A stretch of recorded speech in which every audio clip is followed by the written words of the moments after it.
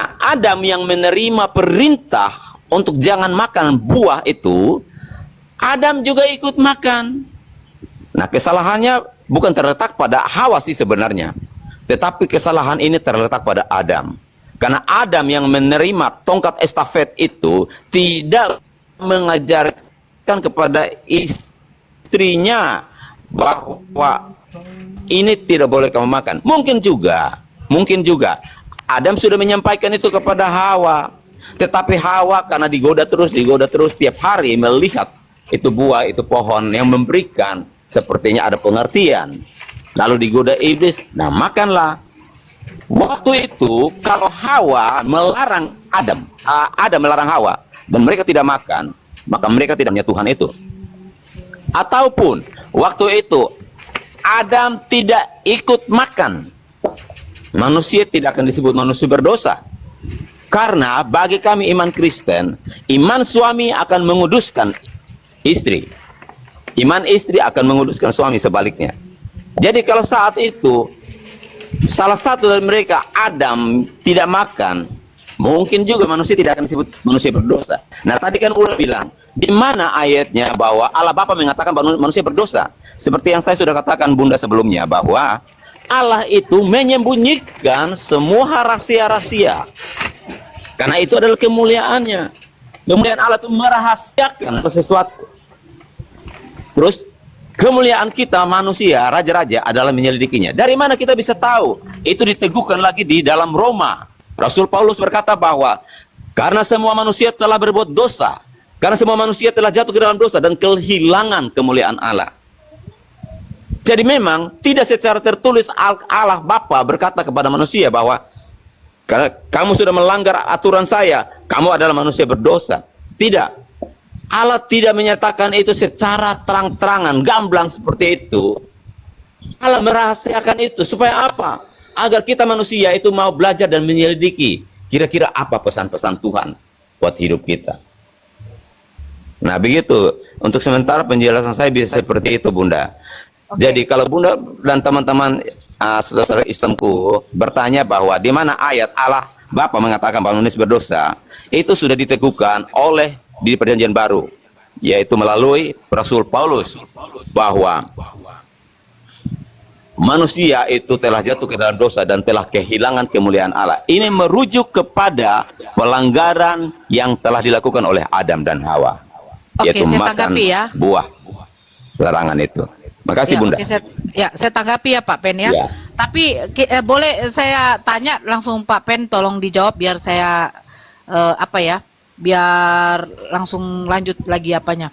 Saya mau bertanya ini begini, ini langsung dijawab aja. Apakah Pak Pen tahu bahwa ini semua sudah menjadi skenario dari Bapak itu sendiri?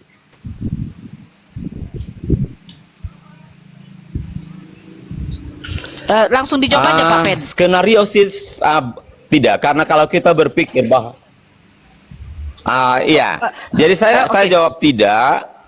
Saya punya alasan. Karena kalau kita berbicara bahwa ini skenario-nya Tuhan, berarti kan kita bisa berkata bahwa Tuhan jahat dong. Bukan. Saya tidak merujuk ke situ. Kalau Pak Pen mengatakan ini bukan skenario Tuhan, berarti saya tanya begini lagi. Apakah Tuhan tidak tahu? Apakah Bapak pada waktu tidak tahu kalau kalau Hawa diperdaya oleh iblis itu, oleh ular itu?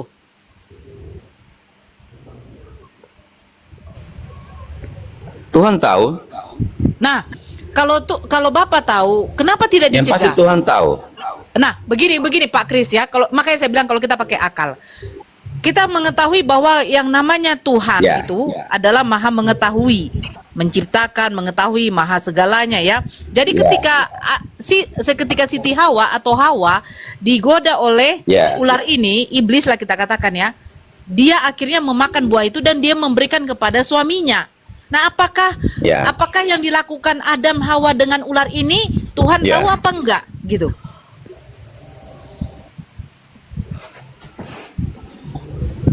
Yang pasti Tuhan tahu, Bunda.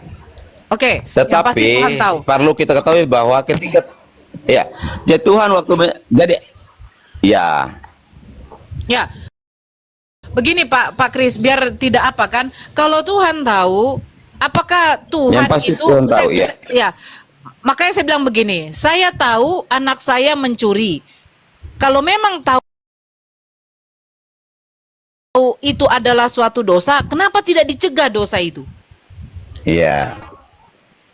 Berarti begini Pak Kris, berarti memang ada Ya. tujuan Tuhan itu apa? Nah, makanya saya katakan kalau di dalam Al-Qur'an itu ada di surat Al-Baqarah ayat 30. Ketika Allah menciptakan manusia, ya kan? Itu malaikat-malaikat itu berkata, untuk apa diciptakan manusia kalau kerjanya manusia ini hanya menumpaskan darah. Itu ada ayat di 30. Nah, baru di ayat 35 disitulah Nabi Adam dengan Siti Hawa dia bersalah. Akhirnya dia meminta tobat, Allah menerima tobatnya, dan ayat berikutnya Allah langsung menurunkan Nabi Adam dengan Siti Hawa ke bumi. Dijatuhkannya dari surga. Kepental dia ya, jaringannya ya. Iya. Coba naik dulu Pak Pen. Makanya saya mau bertanya, kalau memang Adam ini dikatakan berdosa oleh manusia dan Tuhan sendiri, Tuhan menganggap Adam ini berdosa melanggar perintah. Nah, sementara Tuhan ini tahu Adam dan Hawa ini akan memakan buah itu. Kenapa tidak dicegahnya agar manusia ini tidak berbuat dosa? Kenapa manusia pertama yang diciptakan oleh Tuhan di surga tapi jadi berdosa? Nah, ini maksudnya. Sementara di dalam Islam kita meyakini Nabi Adam itu tidak berdosa. Manusia yang mulia loh, manusia yang pertama diciptakan oleh Allah, yang mulia, yang memiliki akal pikiran, sehingga menyuruh malaikat-malaikat itu untuk sujud kepadanya. Maksudnya menghormati Nabi Adam ini sebagai Tuhan yang paling mulia. Mana? Jaringannya mana? Nggak ada orangnya. Nah, mana tadi Pak Kris tadi? Apa Nggak dia tahu. tadi? Kenapa dikatakan berdosa? Sementara Tuhan tahu bahwa kalau memakan buah itu berdosa. Kenapa nggak dicegah? Itu maksud saya. Berarti Tuhan mengizinkan perbuatan dosa di surga. Kalau naik Saya standby dulu, saya makan dulu. Lanjut dulu yang lain, Bang apa? Ini lagi saya undang ini. Jaringan barusan tadi. Nah, udah. Mana Pak Pendeta? Udah. Begini Pak Nah, Pen. silakan. Ya, Sorry, Pak Pen, jaringan. Ya, nggak apa-apa Pak Pen. Begini yang mau saya tanyakan begini Pak Pen. Kalau memang Tuhan tahu akan ada terjadi seperti itu, kenapa Tuhan tidak mencegahnya? Berarti memang ada skenario Tuhan itu, ada tujuannya kenapa manusia itu harus diturunkan ke bumi. Ya. Tetapi bukan dikatakan dosa. Karena apa? Kalau dikatakan dosa, maaf Pak Pen, ya.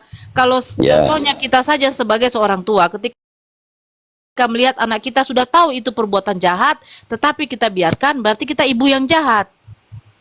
Makanya saya bilang, Tuhan Maha tahu. Berarti Tuhan tahu akan ada, belum dikerjakan pun, Tuhan sudah tahu akan ada seperti ini. Namanya Tuhan Maha, ya kan? Tapi kenapa tidak dicegah? Kalau memang itu adalah perbuatan dosa, kecuali hanya melanggar perintah, barulah kita kasih konsekuensinya adalah hukuman. Makanya pada waktu Adam dengan Hawa memakan buah itu, mereka langsung dalam keadaan ketelanjangan. Terus apa yang terjadi? Langsung ditanya kepada Hawa, kenapa engkau memakan buah itu? Tapi ular itu yang memperdaya kepadaku. Akhirnya siapa yang pertama kali dikutuk? Yaitu ular. Terus dikutuk? Kutukan apa yang diberikan kepada ular? Bapa mengatakan engkau akan merayap dengan badanmu, ya kan? Perutmu, Ini akan menjadi makananmu sampai seumur hidupmu. Nah, kepada Hawa apa? Engkau akan bersusah payah melahirkan. Kepada Adam apa? Engkau akan mencari rezeki dari tanah ini. Engkau akan bersusah payah mencari rezeki dari tanah ini untuk makan anak dan istrimu, keturunanmu, kan seperti itu. Nah, ini sudah ada hukuman yang diberikan Bapa kepada tiga yang ini. Jadi saya makanya kenapa umat muslim itu selalu ngotot kepada Kristen di mana katakan dosa. Karena ini hanyalah pelanggaran. Pelanggaran apa? pelanggaran ucapan lisan Tuhan, lisan Bapa kepada hambanya, kepada makhluk ciptaannya ini untuk menguji seberapa kuatkah imanmu mendengarkan, mengikuti lisanku, mengikuti apa omonganku begitu. Karena pada waktu itu memang belum ada aturan, Pak Pen. Makanya kami katakan Adam itu tidak berdosa, tetapi hanya melanggar karena belum ada aturan.